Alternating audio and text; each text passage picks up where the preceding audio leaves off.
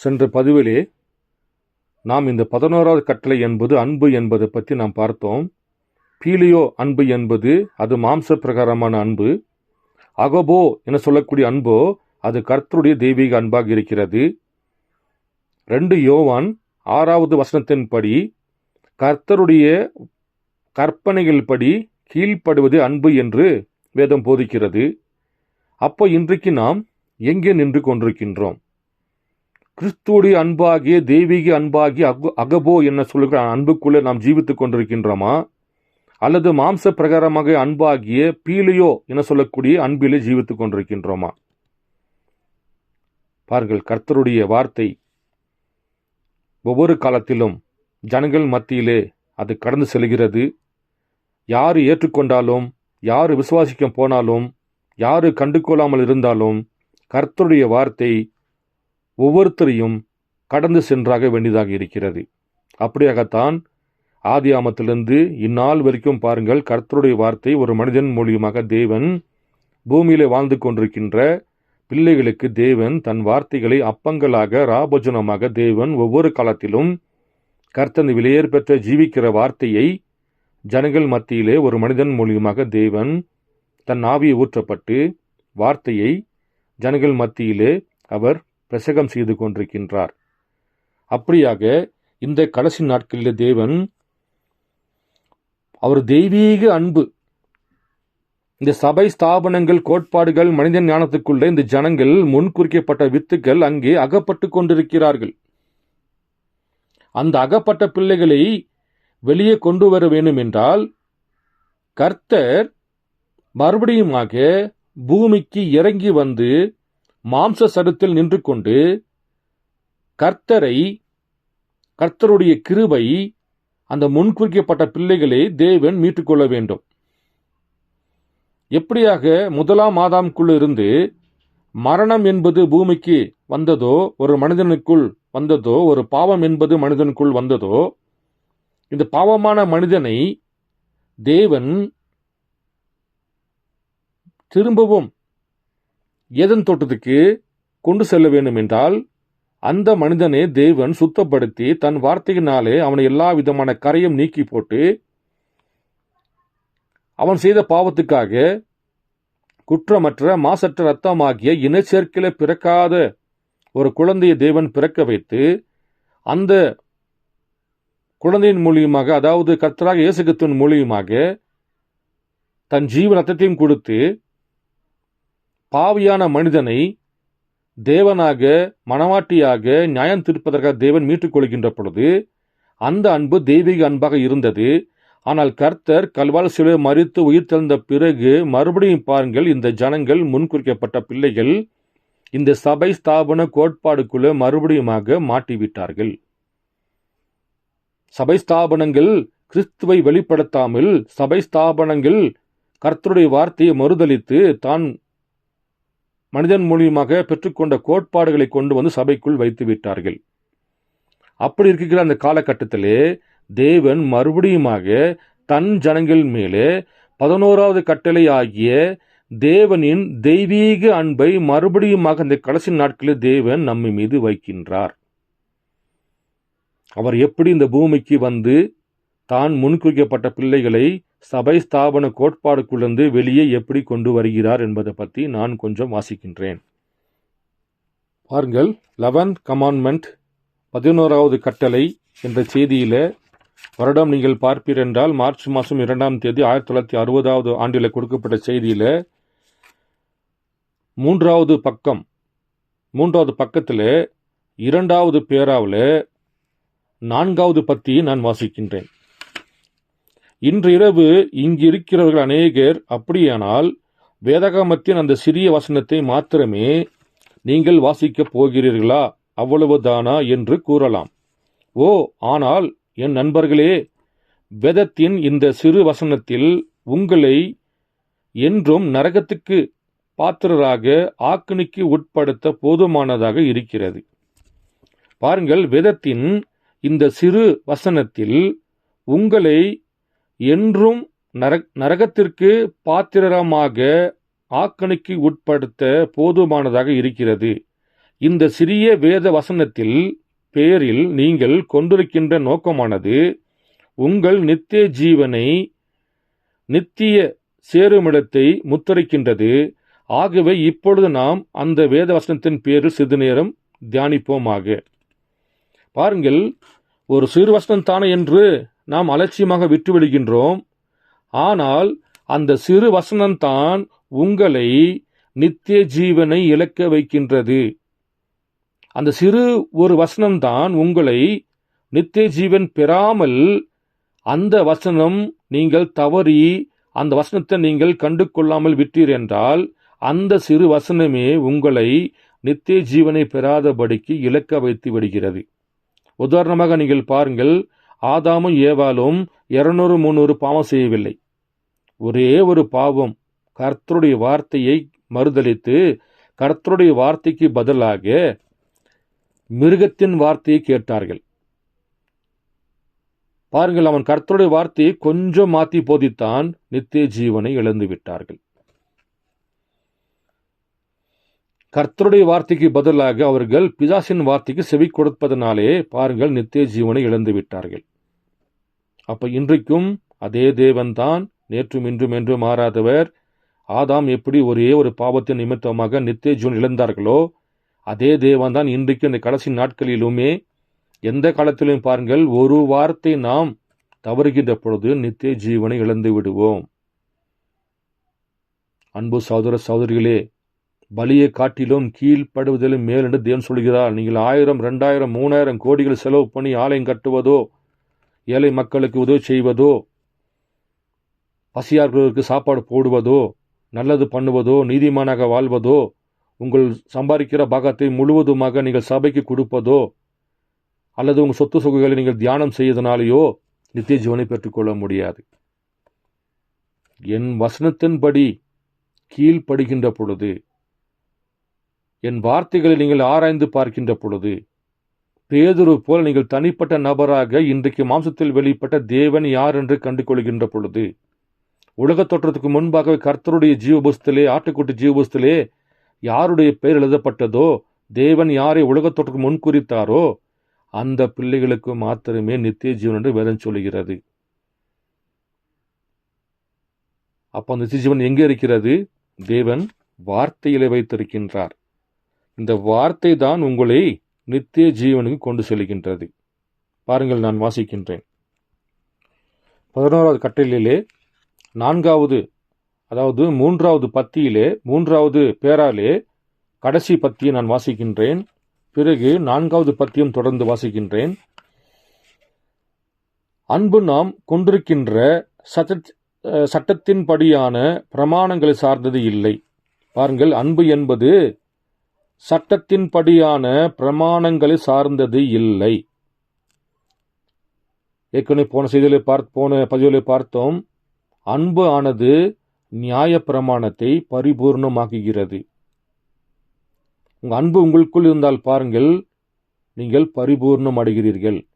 அன்பு நாம் கொண்டிருக்கின்ற சட்டத்தின்படியான பிரமாணங்களை சார்ந்தது இல்லை. அன்பானது நாம் ஒருவர் பேரில் ஒருவர் கொண்டிருக்கும் நம்பிக்கை. தேவனிடத்தில் விசுவாசமாய் இருப்பது, தேவனிடத்தில் நம்பிக்கையாக இருப்பது, தேவனிடத்தில் உறுதியான நம்பிக்கை கொண்டிருப்பது என்பவைகளின் பேரில் தான் அன்பானது சார்ந்திருக்கின்றது.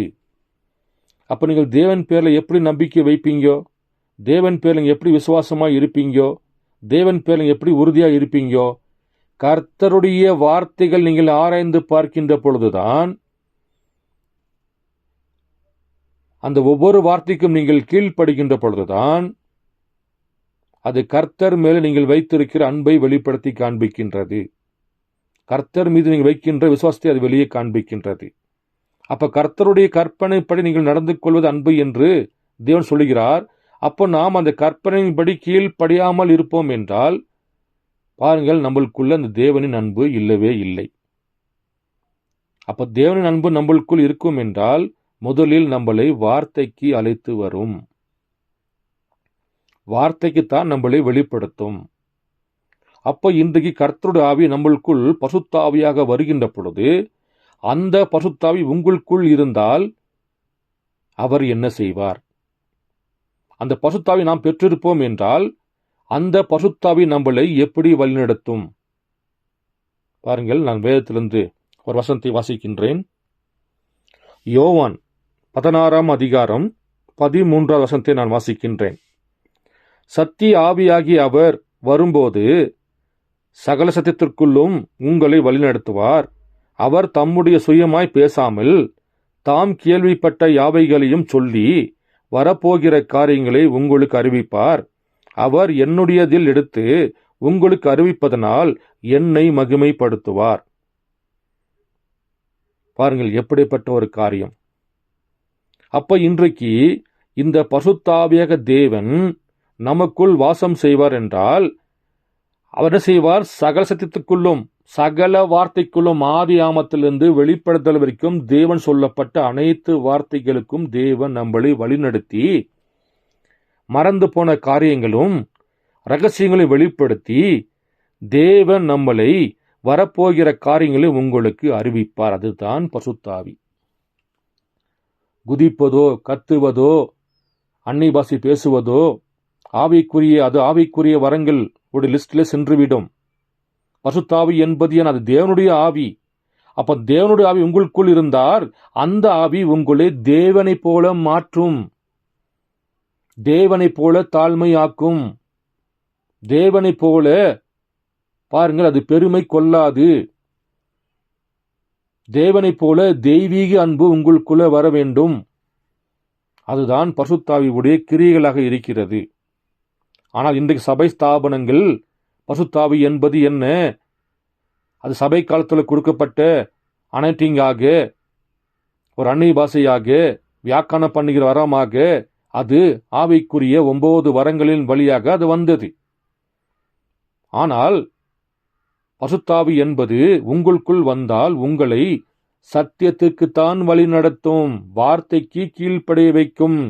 பேதருக்குள்ள தேவன் மாம்சத்தில் வெளிப்பட்டு இயேசுவாக நின்று கொண்டிருக்கின்ற பொழுது அங்கிருந்து ஜனங்களை பார்த்து கேட்டார் அவர், என்ன இந்த மனிதன், என்ன இந்த ஜனங்கள் யார் என்று சொல்லி என்று கேட்கின்ற பொழுது அங்கே அவரிடத்திலே ஒவ்வொருத்தர் ஒவ்வொரு மாதிரி பேசினார்கள். ஆனால் கர்த்தர் இயேசுவாக நின்று கொண்டு, பேதுருவே என்னை நீ யார் என்று சொல்லி கேட்கின்ற பொழுது பேதுரு சொன்ன வார்த்தை, இயேசுவே, ஆண்டவரே, போதகரே, நீர் ஜீவனுள்ள தேவனுடைய குமாரனாகிய கிறிஸ்து என்று வெளிப்படுத்தி காண்பித்தார்.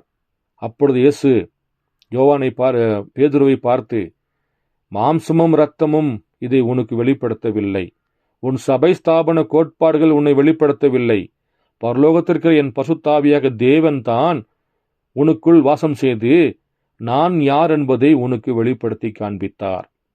ஆனால் அவன் அந்நிய பாஷை பேசினானா, கத்தனானா, இல்லை குதிச்சானா, இல்லை கதறனானா? பாருங்கள், எதுவுமே செய்யவில்லை. அவன் சத்தியத்தை அறிந்து கொண்டான், வெளிப்பட்ட மெசியாவை அறிந்து கொண்டான், வெளிப்பட்ட யெகோவா தேவன் மாம்சத்தில் நின்று கொண்டிருக்கின்ற யெகோவா தேவனை கண்டு கொண்டான். அதுதான் பசுத்தாவிக்கான அடையாளம். அப்ப இன்றைக்கு நாம் பசுத்தாவை பெற்றுக் கொண்டிருப்போம் என்றால் இன்றைக்கு நாம் எங்கே நின்று கொண்டிருக்கின்றோம்? இன்றைக்கு மாம்சத்தில் வெளிப்பட்ட தேவனை நீங்கள் கண்டுவிட்டீர்களா? மாம்சத்தில் வெளிப்பட்ட இயேசு கிறிஸ்துவை நீங்கள் கண்டுவிட்டீர்களா? மாம்சத்தில் வெளிப்பட்ட மெசியாவை நீங்கள் கண்டுவிட்டீர்களா? மாம்சத்தில் வெளிப்பட்ட ஏலோயுமே நீங்கள் கண்டு கொண்டீர்களா? அதை கண்டு கொள்வதற்காக தான் கடைசி நாட்களில் தேவன் நீங்கள் சபை ஸ்தாபனம் உட்கார்ந்துக்கிட்டு மனிதன் ஞானத்தில் சபை கோட்பாடுக்குள்ள இருக்கின்ற பொழுது கர்த்தர் உங்களுக்கு வெளிப்படுத்த வேண்டும் என சொல்லக்கூடிய அந்த தெய்வீக அன்பு தான் இன்றைக்கு உங்களை அக்னி ஸ்தம்பத்தினாலே வழிநிறுத்தி கொண்டு வருகிறது.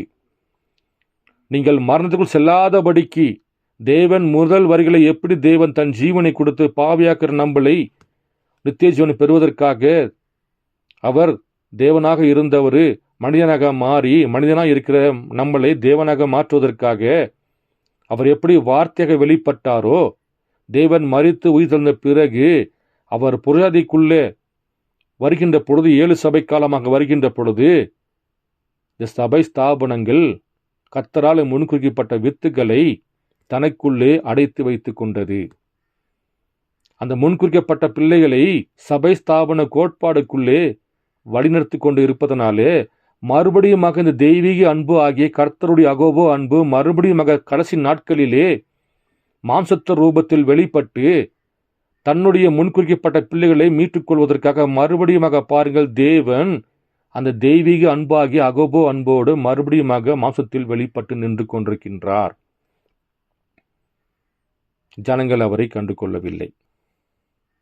பாருங்கள், நான் மேலும் வாசிக்கிறேன். நண்பர்களே, நான் உங்களுக்கு கூறுவதாவது, தேவனுடைய அன்பானது உங்கள் இருதயத்துக்குள் வந்து விடுகையில் நீங்கள் எவரையும் துன்புறுத்த மாட்டீர்கள் அல்லது துன்புறுத்தி கொள்ள மாட்டீர்கள். நீங்கள் தேவனை விசுவாசிக்கையில் அவரை உண்மையாகவே விசுவாசித்து அவரை விவாகம் செய்து கொள்வதற்காக வந்து உலகத்தின் காரியங்களுக்கு நீங்கள் மறிக்கிறீர்கள். அப்பொழுது தேவன் தம்முடைய அன்பை செலுத்துகின்றார். அவருடைய அன்பானது நீங்கள் எவ்விதமாக இருக்க வேண்டுமோ அவ்விதமாகவே இருக்க அது செய்துவிடும். அப்ப கிறிஸ்துவுடைய பாகமாக இந்த பூமியில் நாம் இருப்போம் என்றால் இந்த தெய்வீக அன்பு அவருடைய பாகமாக அவரை போலவே இந்த பூமியில ஜீவிப்பதற்காக நம்மளை மாற்றிவிடும். அதுதான் தெய்வீக அன்பு, அதுதான் அகோபோ அன்பு. அப்போ இந்த அகோபோ அன்பு நம்மளுக்குள் வர வேண்டும் என்றால் கர்த்தருடைய ஆவி நம்மளுக்குள் வாசம் செய்து கர்த்தருடைய ரத்தம் நம்ம மேல தெளிக்கப்பட்டு நாம இன்றைய கடைசி நாட்களில் புள்ளி உள்ள பறவையாக இருந்தால்தான் இந்த கடைசி நாட்களில் நாம் கர்த்தருடைய அன்பாகிய தெய்வீக அன்பை பெற்றுக்கொள்ள முடியும். ஆனால் நாமளோ உலக பிரமாணமான அன்பாகிய பீலியோ அன்புக்குள்ள இருப்போம் என்றால் நாம் தெய்வீக அன்பை இழந்து நாம் நரகத்துக்கு செல்கிற பாதையிலே கடந்து சென்று கொண்டிருக்கிறோம் என்பதற்கான அடையாளமாக இருக்கிறது.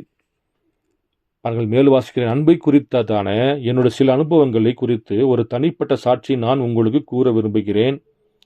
மக்கள் நினைப்பது போல என் வாழ்க்கை தெய்வ திறனுடையது ஒன்று அல்ல. அவ்வாறு இல்லை. அது அன்பு ஆகும். அதுதான் முக்கியமான காரியமாகும். ஒரு கிறிஸ்துவை நேசிப்பதாகும்.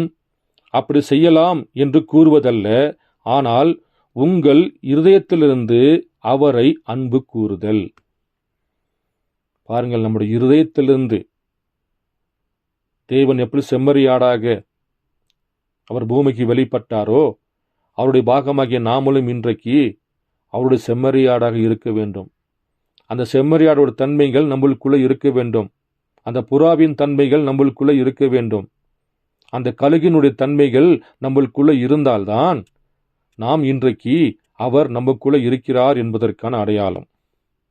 தேவனுடைய அன்பின் பிரசன்னத்தில் மிகவும் கொடியதான பிசாசுகள் கீழ்ப்படுத்தப்பட்டதை நான் கண்டிருக்கின்றேன். இந்த அன்பு உங்களுக்குள் இருக்கும் என்றால் பிசாசு உங்களுக்கு கீழ்ப்படியும் என்று தேவன் சொல்கிறார். துஷ்ட மிருகங்கள் அப்படியே படுத்துக் கொள்வதை நான் கண்டிருக்கிறேன். அன்பு பயத்தை புறம்பே தள்ளும். பாருங்கள், இன்றைக்கு எப்படிப்பட்ட பயம் இருந்தாலும் அது உங்களை இந்த தெய்வீக அன்பு ஆகிய இந்த அகோபோ அன்பு அந்த பயத்தை உங்களிடத்திலிருந்து வெளியே தள்ளிவிடும். அப்ப இன்றைக்கு நமக்குள்ள பயம் என்பது என்ன? பாருங்கள், நீங்கள் வார்த்தை விசுவாசிப்பதில்லை. அந்த பிரதர் இப்படி சொல்றாரு, இந்த பிரதர் அப்படி சொல்றாரு, அந்த சபை இப்படி போகிறது என்று நீங்கள் பாருங்கள். இன்றைக்கு உலகமே கலக்கத்தில் உள்ளது. ஆனால் நீங்கள் எங்கே வர வேண்டும்? வார்த்தைக்குத்தான் வர வேண்டும். அப்போ இந்த பரிசுத்தாவி உங்களுக்குள் வாசம் செய்து சத்தியாவி உங்களுக்குள் வருகின்ற பொழுது அது உங்களை எங்கே வழிநடத்தும்? அது சகல வார்த்தைக்கும் வழிநடத்தும். ஆதி ஆமத்திலிருந்து வெளிப்படுதல் வைக்கும் வழிநடத்தும். அப்போ இன்றைக்கு நாம் நித்திய ஜீவனை பெற வேண்டும் என்றால் நாம் எங்கே நிற்க வேண்டும்?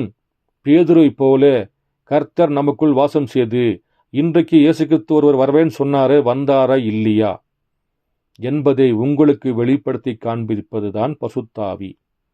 சமாரிய பெண்ணை போல தேவன் நின்று நம்மிடத்தில் வெளிப்பட்டாரா இல்லை என்பதை உங்களுக்கு வெளிப்படுத்தி காண்பிப்பதுதான் இன்றைக்கு பசுத்தாவி. அதுதான் இன்றைக்கு தெய்வீக அன்பாக இருக்கிறது. அப்ப கர்த்தர் இந்த உலக தோற்றத்துக்கு முன்பாகவே தேவன் உங்களை நேசிப்பார் என்றால் உங்களை அவர் மரணத்திலிருந்து விடுவித்து நித்திய ஜீவனை பெற வேண்டும் என்றால் தேவன் மறுபடியுமாக இரண்டாம் வருகையிலே அவருடைய தெய்வீக அன்பு ஆகிய அகபோ என சொல்லக்கூடிய கர்த்தருடைய தெய்வீக அன்பை உங்கள் மீது வைப்பார் என்றால் அவர் உங்களை மீட்டுக்கொள்வதற்காக மறுபடியுமாக 2ஆம் வரிகளை பாருங்கள். அவர் மனித மாம்சத்தில் வெளிப்பட்டு தன்னை ஜனங்களுக்கு வெளிப்படுத்தி காண்பிக்கின்றார்.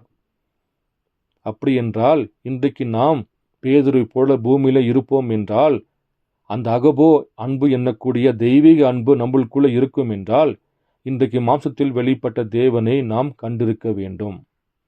அவர் இன்றைக்கு எப்படி வருவார்? எந்த ரூபத்தில் வருவார்? எந்த வார்த்தையின்படி வருவார் என்பதை பற்றி நான் கொஞ்சம் உங்களுக்கு வாசித்து காண்பிக்கின்றேன். தேவன் தம்முடைய சிந்தையை மாற்றிக்கொள்வாரா? Does God change his mind? அதாவது 1965வது ஆண்டு 4வது மாதம் 27ஆம் தேதி கொடுக்கப்பட்ட அந்த செய்தியில 169வது பேராவை நான் கொஞ்சம் வாசிக்கின்றேன்.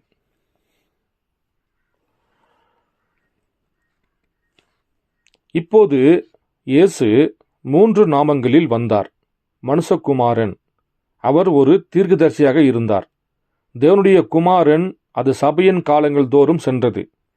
பின்னர் தாவீதின் குமாரன், ஆனால் தேவனுடைய குமாரன் மற்றும் தாவீதின் குமாரன் என்பதற்கு இடையில் அவருடைய சொந்த வார்த்தையின்படி மல்கியா தீர்க்கதரிசியின் புஸ்தகம் 4வது அதிகாரம் மற்றும் அநேக வேத வாக்கியங்கள் படியும் அவர் தம்முடைய சபைக்கு திரும்பி வர வேண்டும்.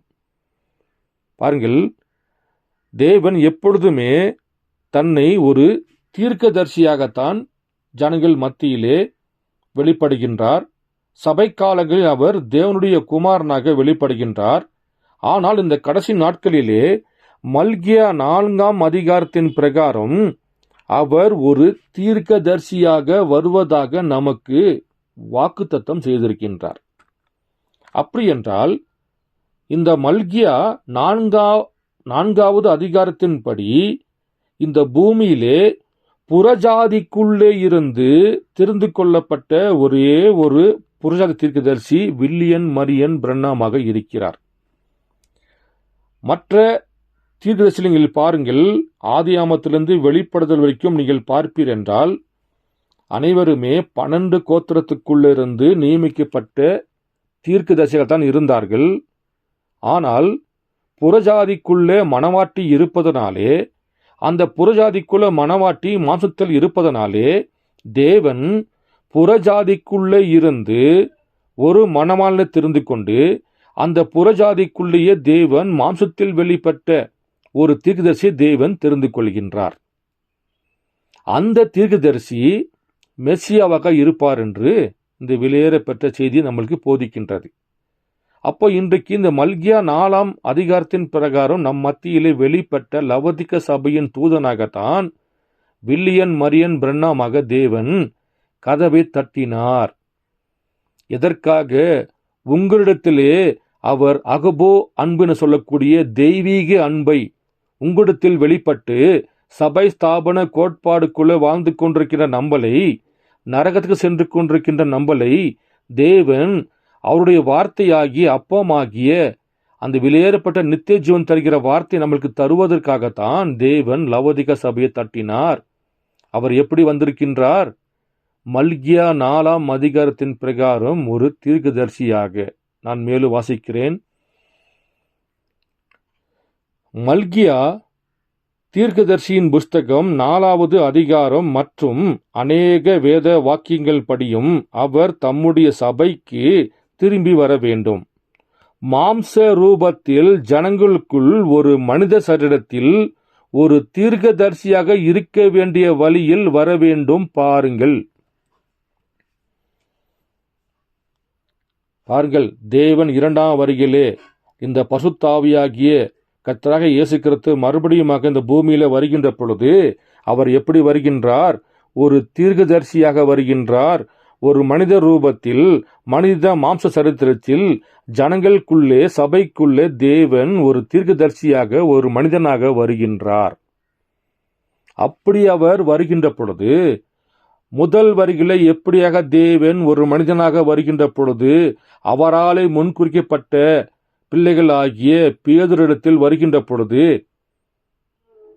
பேதருக்குள் இருந்த அந்த பசுத்தாவி இயேசு என்பது யார் என்பதை இவர் ஜீவனுள்ள தேவனை குமாரனாகிய கிறிஸ்து என்று வெளிப்படுத்தி அவருக்கு காண்பித்தாரோ, அதே போல இந்த கடைசி நாட்களிலே இந்த சோதோம் குமாரா பட்டணத்திலே நோவா காலத்தில் நடந்தது போல மனுஷகுமாரன் காலத்தில் நடக்கும் என்று லூக்கா 17:30 பிரகாரம் இந்த மல்கியா 4ஆம் அதிகாரத்தின் பிரகாரம் தீர்க்கதரிசி ஆகிய பிரண்ணாம் பூமிக்கு வருகின்ற பொழுது அவர் எப்படி இருப்பார்? சபைக்கு திரும்பி வர வேண்டும், மாம்ச ரூபத்தில் ஜனங்களுக்குள் ஒரு மனித சரீரத்துக்குள் ஒரு தீர்க்கதரிசியாக இருக்க வேண்டும், வழியில் வர வேண்டும் என்று பாருங்கள். இந்த விலையேறு பெற்ற வார்த்தை நமக்கு போதிக்கிறது.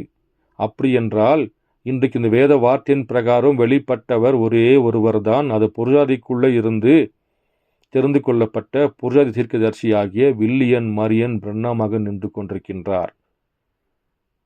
மெசியா எப்படி இருப்பார்? மெசியா தீர்க்கதரிசியாக இருப்பார். இந்த மெசியா எப்படி வருவார்?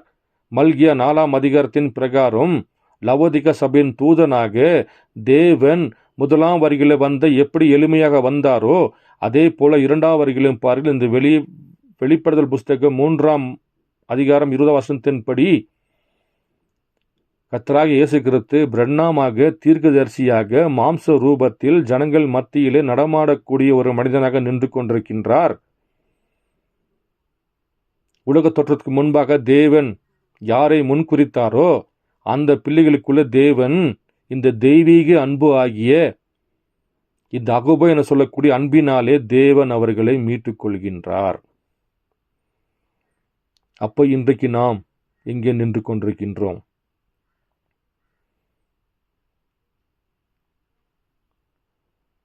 அப்ப தேவன் இந்த கடைசி நாட்களிலே பாருங்கள், அவர் தன்னுடைய சபையை தெரிந்து கொள்கிறார்.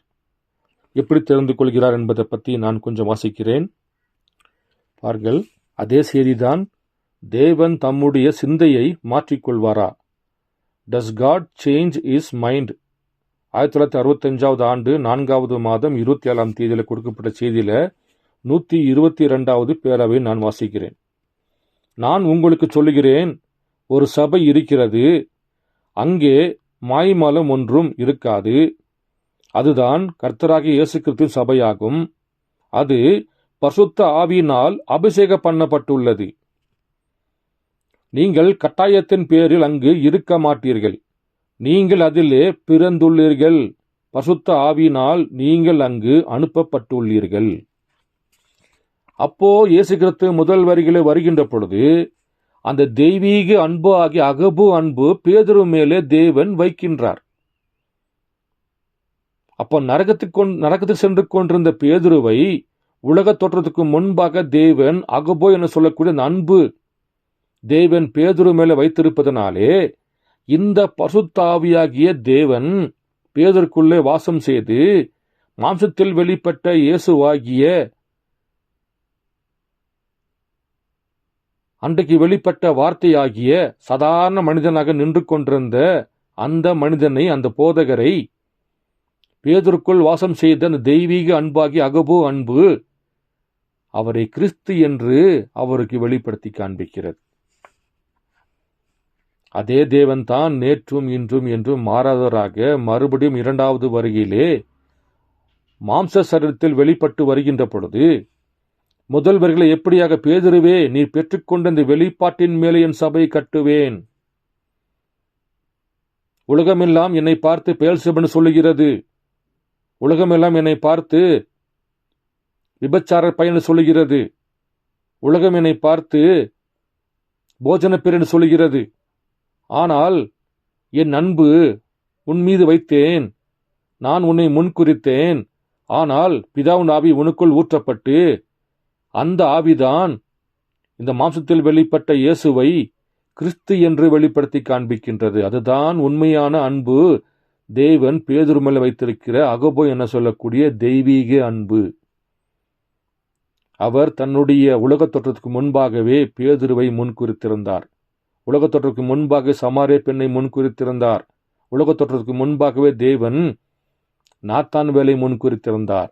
அதே தேவன் இரண்டாவது வருகையில வருகின்ற பொழுது இந்த காலத்தில் தேவன் முன்குறிக்கப்பட்ட பிள்ளைகளாக அவருடைய பாகமாக தேவன் உலக தோற்றத்துக்கு முன்பாக யாரை முன்குறித்தாரோ அந்த பிள்ளைகள் மீது தேவன் தன்னுடைய தெய்வீக அன்பு ஆகிய அகபு அன்பு வைத்திருப்பார் என்றால் அந்த பிள்ளைகளும் பேதுருவை போல இன்றைக்கு மாம்சத்தில் வெளிப்பட்ட தேவன் யார் என்பதையும் அக்னிஸ்தம்பம் எதற்காக பிரண்ணாமுடைய தலைக்கு மேல இருக்கிறது என்பதை பற்றியும் அவருடைய தோளின் மேல இருக்கிற அக்னிஸ்தம்பத்திற்கு என்ன அர்த்தம் என்பதையும் இந்த கர்த்தருடைய தெய்வீக அன்பு பாவியாக இருந்த நம்மளை மீட்டுக் கொள்வதற்காக தேவன் விலையேற பெற்ற தெய்வீக அன்பு ஆகிய லவோதிகா சபையின் தூதன் மூலியமாக தேவன் இந்த கடைசி நாட்களில் நம்மிடத்தில் மாம்சத்தில் வெளிப்பட்ட தேவனாக நின்று கொண்டிருக்கின்றார். இவரை கண்டு கொண்ட அந்த முன்குறிக்கப்பட்ட கிறிஸ்துவுடைய பாகமாக இருக்கிற அந்த பிள்ளைகள் தான் தேவன் சொல்லுகிறார், நான் உங்களுக்கு சொல்லுகிறேன், ஒரு சபை இருக்கிறது, அது வெளிப்பாட்டின் மேலே பேதுருவை மேலே கட்டப்பட்ட சபையை போல வெளிப்பாட்டின் மேலே கட்டப்பட்ட ஒரு சபை இருக்கிறது. அங்கே மாய்மலம் ஒன்றும் இருக்காது. ஏனென்றால் அவர் கிறிஸ்துவினாலே தெரிந்து கொள்ளப்பட்ட பிள்ளைகள். அவர்கள் கிறிஸ்துவுடைய தெய்வீக அன்பு அவர்களுக்குள் இருப்பதனாலே அங்கே ஒரு மாய்மலம் ஒன்றும் இருக்காது. அதுதான் கர்த்தராகிய இயேசு கிறிஸ்துவின் சபையாகும். அது பரிசுத்த ஆவியினால் அபிஷேகம் பண்ணப்பட்டு உள்ளது. எப்படியாக தேவன் முதல் வரிகளே பேதுருவை அபிஷேகம் பண்ணி இவர்தான் கர்த்தர் என்று வெளிப்பாட்டை கொடுத்தாரோ, அதே போல இந்த கடைசி நாட்களிலே இரண்டாம் வரிகளை வருகின்ற பொழுது அவருக்கென்று ஒரு பாகமாக சபையை தெரிந்து கொள்கிறார். அந்த சபை தேவன் பசுத்த ஆவியின் அபிஷேகம் பண்ணப்பட்டுள்ளது. நீங்கள் கட்டாயத்தின் பேர் அங்கு இருக்க மாட்டீர்கள். இந்த விலையேற பெற்ற வார்த்தைக்கு பாருங்கள், கட்டாயப்படுத்த முடியாது. பேதுருவை போல தேவன் உங்களுக்குள் வாசம் செய்து இன்றைக்கு வெளிப்பட்ட மாம்சத்தில் வெளிப்பட்ட பிரண்ணாம் யார் என்பதை அறிந்து கொள்வதற்காக தேவன் உங்களை கட்டாயப்படுத்த முடியாது. நீங்கள் அதிலே பிறந்திருக்க வேண்டும். நீங்கள் அதை பசுத்த ஆவியினால் நீங்கள் பிறந்திருக்க வேண்டும். இதில் ஒருவரும் சேர்க்கப்பட முடியாது. சபை ஸ்தாபனங்களைப் போல ரிஜிஸ்டர் பேர் எழுதி ஞானஸ்தானத்தை கொடுத்து ராபோஷனத்தை சபைக்கு வருவதனால் நீங்கள் சேர்க்கப்பட முடியாது. கர்த்தருடைய ஜீவன சபையிலே ஒருவன் பிறந்திருக்க வேண்டும். அது உலக தோற்றத்துக்கு முன்பாகவே கர்த்தருடைய சிந்தையிலே கர்த்தருடைய ஆவியினாலே நீங்கள் முன்குறிக்கப்பட்டிருந்தால்தான் இந்த கடைசி நாட்களில் நீங்கள் கிறிஸ்துவுடைய பாகமாக சபையாக நீங்கள் இன்னைக்கு பிரண்ணாம் என சொல்லக்கூடிய பாருங்கள் அந்த சபையிலே அந்த வார்த்தையிலே நீங்கள் பிறந்திருக்க முடியும், சேர்க்கப்பட முடியாது. அப்போ இன்றைக்கு நாம் எங்கே இருக்கின்றோம்? நாம் பிறந்திருக்கிறோமா, சேர்க்கப்பட்டிருக்கிறோமா? நீங்கள் சேர்க்கப்பட்டிருப்பீர் என்றால் அது ஸ்தாபனமாகிவிடும். உலக தோற்றத்துக்கு முன்பாகவே கிறிஸ்துவின் ஜீவனுள்ள தேவனின் சபைக்குள்ள நீங்கள் பிறந்திருப்பீர் என்றால் பேதுருவை போல தேவன் உங்கள் மீது தன் வார்த்தையை வைத்துக் கொண்டு அந்த பரலோகத்தின் திருவுக்கோள் ஆகிய வார்த்தை தேவன் உங்களுக்குள்ள வைத்திருக்கின்றார். அப்படிப்பட்ட பிள்ளைகள் தான் இன்றைக்கு கர்த்தருடைய தெய்வீக அன்பை அந்த அகபு அன்புக்குள்ள வாழ்ந்து அந்த அகபு அன்பை தனக்குள் இருந்து கிறிஸ்துவுடைய பிரதிபலிப்பாக இந்த பூமியிலே அவர்கள் பிரதிபலிக்கக்கூடிய பிள்ளைகளாக இருப்பார்கள். அப்போ இன்றைக்கு நாம் எங்கே இருக்கின்றோம்?